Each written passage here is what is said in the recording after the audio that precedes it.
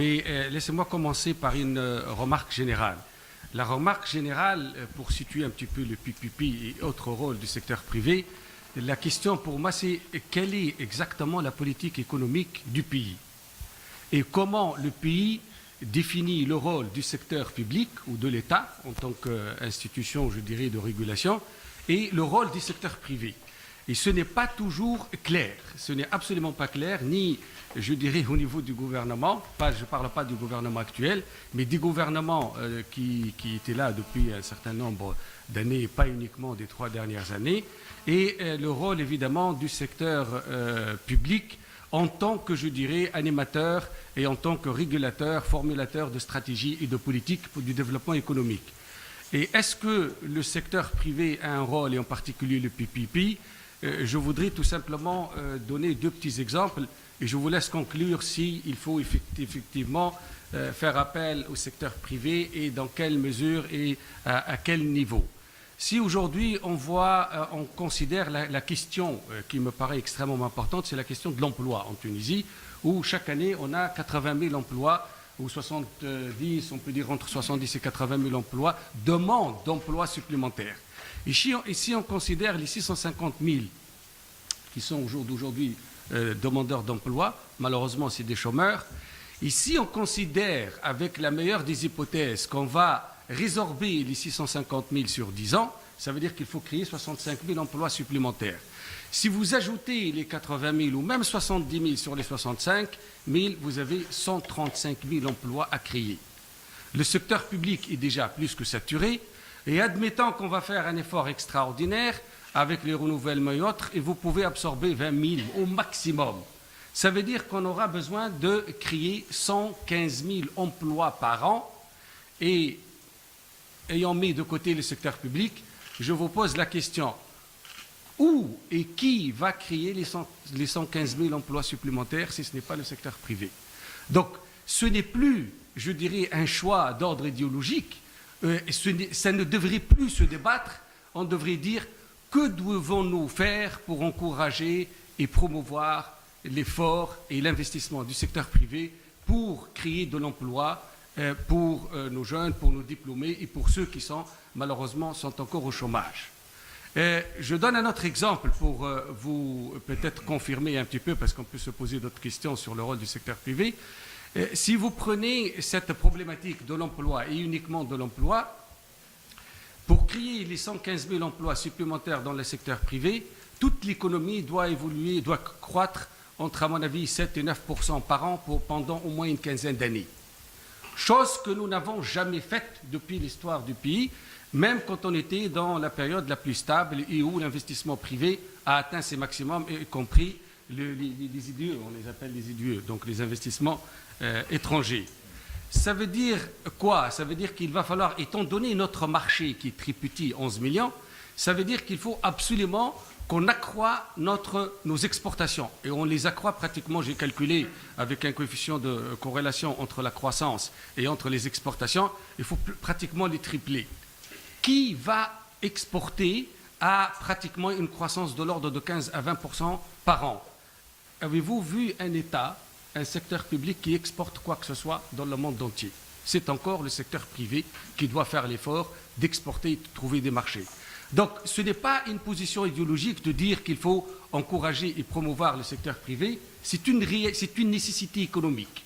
Donc on est dans le champ peut-être ici de ceux qui défendent le secteur privé.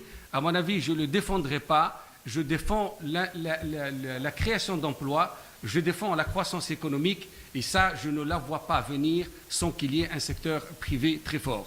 Mais qui dit un secteur privé très fort, dit une puissance publique, donc un État qui est clair en matière de choix économiques, qui est un très bon régulateur, qui évidemment qui a des politiques économiques, je dirais, favorables au secteur privé, mais qui applique et qui enforce, ou comment il applique, oui, et qui fait respecter la loi, et en particulier tout ce qui concerne les politiques économiques. On peut parler de ces politiques économiques autant que vous voulez, mais pour ma part, c'est comment créer un environnement qui favorise l'investissement privé. Et là, on est en train de travailler sur le programme économique, et il y a énormément énormément de réformes à faire en Tunisie pour améliorer les facilitations, réduire les transactions et les coûts de transactions de logistique, améliorer les services d'infrastructure, mais en particulier éliminer toutes ces tracasseries bureaucratiques et administratives, car on en est encore toujours là en Tunisie, malheureusement, et qui freinent aussi bien le secteur public que le secteur privé, mais je pense que le coût pour le secteur privé est plus important. Est-ce que le PPP a un rôle? Je n'ai plus à démontrer après ces exemples-là. Si, au jour d'aujourd'hui, et Monsieur le Premier ministre en a parlé, le chef du gouvernement, la situation de nos finances publiques sont extrêmement tendues, sont extrêmement difficiles. Alors, si on n'a pas de quoi couvrir nos besoins les plus élémentaires au niveau budgétaire, ça veut dire qu'on ne peut pas faire beaucoup d'investissements. Or, il faut faire beaucoup d'investissements, d'où la nécessité du PPP. Donc, en fait, je ne veux plus revenir, le PPP, c'est avantageux, il peut faire ceci, il peut faire cela. Nous sommes dans une situation où on n'a pas le choix que de faire appel à l'effort d'investissement du secteur public et en particulier dans les investissements publics tels que les ports, les aéroports. On a un certain nombre d'ouvrages d'art comme le pont de Bizerte, le pont de Bénine, on va commencer un peu les études. Vous avez vu un peu l'état de l'engorgement du port de Rades. Il va falloir évidemment créer 1 ou 2 terminaux et pourquoi pas aussi penser au sud de Gabès à un port terminal de conteneurs pour améliorer la capacité et décongestionner le nord, en particulier Tunis. Donc ce n'est pas les besoins en matière d'investissement pour des services publics sont énormes. L'État ne pourra pas les assumer, donc il va falloir évidemment faire appel au secteur public. Le mythe qu'on a à propos du PPP, c'est qu'on croit que c'est facile. Pas du tout. Ce n'est pas facile le PPP. Un projet de PPP, d'après mon expérience, et vous avez certainement entendu ce matin, c'est entre 3 et 6 ans pour faire un investissement. Pas moins. Ce n'est pas possible entre les études de factibilité, entre les appels d'offres qui doivent être évidemment transparentes et efficaces, et après les négociations avec le secteur privé, à ce moment-là, on commence à avoir un projet où évidemment on le fait tomber. Moi personnellement, dans ma vie professionnelle, j'en ai fait à peu près 7, 2 ont réussi, et on n'a jamais été au-delà des négociations. Donc vous ne pensez pas que quand on fait une étude pour une transaction PPP, on va l'avoir. Ce n'est pas facile parce que les États, en général, ne sont pas clairs. Pourquoi ils ne sont pas clairs? Vous ne pouvez pas, je prends l'exemple d'une centrale de génération. Le secteur privé, il vient investir pour produire de l'électricité et il vous fournit à vous, État ou société d'État. Mais quand il va le fournir à un coût de production plus une marge. Et c'est normal qu'il faut qu'il ait une marge, sinon ça ne l'intéresserait pas du tout.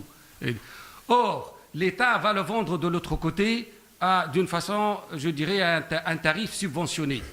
L'État doit être clair. Quel est le niveau de subvention, sachant que je vais payer le coût total pour le secteur privé avec sa marge. Mais vous ne pouvez pas négocier le prix de production en le liant à votre politique de prix. Le politique de prix de l'État, c'est une chose, et le prix de revient et la marge du secteur privé est une autre. On n'a jamais été clair, on mélange les deux. Si vous voulez faire un ouvrage d'art, par exemple le pont de Bizerte, et si le pont de Bizerte, vous voulez le faire à 100% par le secteur privé, et vous dites que le secteur privé doit évidemment retrouver son coût plus une marge, peut-être que la traversée de Bizerte va coûter 6 ou 7 dinars par traversée. Est-ce que c'est possible pour l'économie tunisienne et surtout pour les citoyens tunisiens? Probablement que c'est trop cher. D'où, avant même d'y penser, il faut que l'État ait une idée claire et une position claire. Je vais probablement accepter de subventionner la traversée. Le secteur privé ne doit pas demander aux citoyens plus que, par exemple, 1 dinar, et moi je vais fournir 4 dinars de subvention. Mais il faut être clair dès le début. Or, malheureusement, on n'est jamais clair, et c'est ça ce qui retarde énormément les opérations de transaction. Donc, je pourrais peut-être me limiter là, mais on pourra, au cours du débat, soulever un certain nombre de problèmes du PVP, mais je relierai ça à la situation réelle.